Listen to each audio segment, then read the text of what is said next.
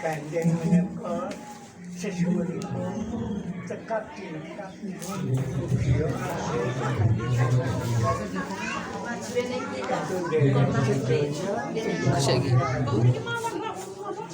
dimaturake kaliyan Raden Bagus Dewi Den Maryadi nggih Den Maryadi Danyang Pager Gunung Gandeng putra wayah lampahi menika Gegali kula nyuwun tulung kaliyan Den Maryadi ingkang jumeneng wonten Gegali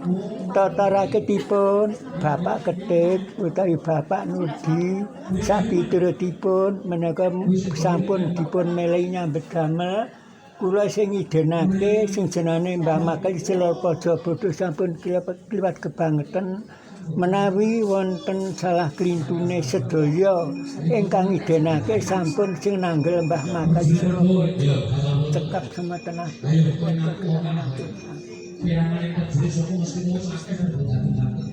Andi jenenge Bro